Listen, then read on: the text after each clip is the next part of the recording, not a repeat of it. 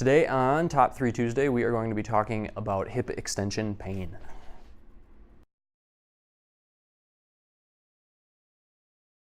Hey everyone, it's Dr. Brandon and Dr. Andy here with Twin Cities Movement, and today we're going to be continuing on with the same pattern that we have been. Today we're going to be doing the hip extension flow that we typically do in our office with people that are having extension pain.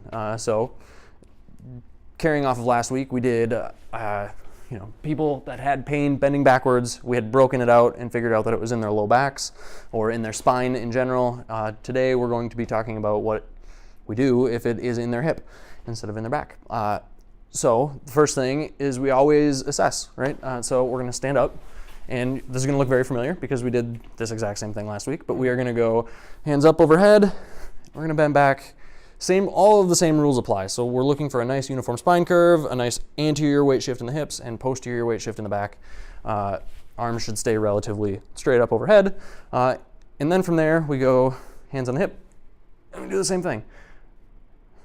Good. And we're going to assume that there was some pain there still, and then we're going to assume that we broke it out even further and found out that it was really in the hip. So from there, we're going to do our normal manual therapies, try to calm it down a little bit, and then reload the hip with the exercises that we're about to show you. So we always start in the safest possible position for our bodies, which is either laying on our backs or on our stomachs. And today with our hip extension, we are going to start on our back. And the first thing we do is it's just a standard glute bridge or a hip lift, just like this. So one of the things we like to do is make sure we are actually lifting our toes. It forces us to push through our heels, tends to avoid a little bit of this hamstring cramp. And we're just pushing our hips up to about neutral spine. We're not overextending, we're not letting things sag, we're not staying too low.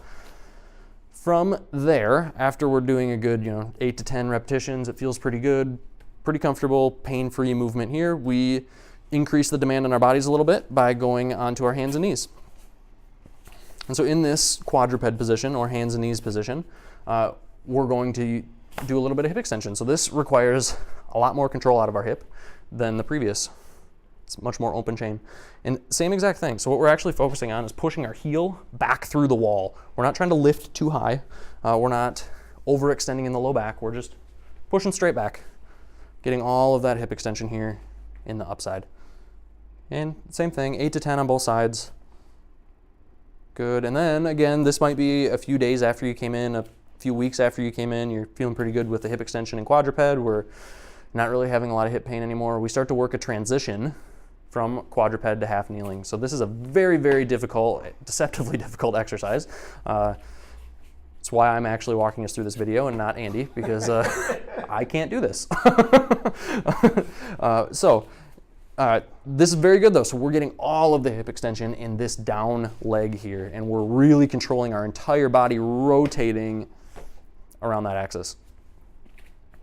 Just like that. And same thing, we're gonna do 8 to 10 on each side, sort of our standard thing. Very good. Well, thank you guys for watching. Hopefully can help somebody here having a little bit of hip extension pain. If you wanted to. Winded. Very difficult. Share this on Facebook with anybody that you know that's having some low back or hip pain. Follow us on Instagram, Twitter, and subscribe to our YouTube channel. That's where we have all of our videos, all of our past Top 3 Tuesdays, things like that. Also follow the link in the description. We've just started a digital neck pain guide that we're going to be giving away for free for a little while.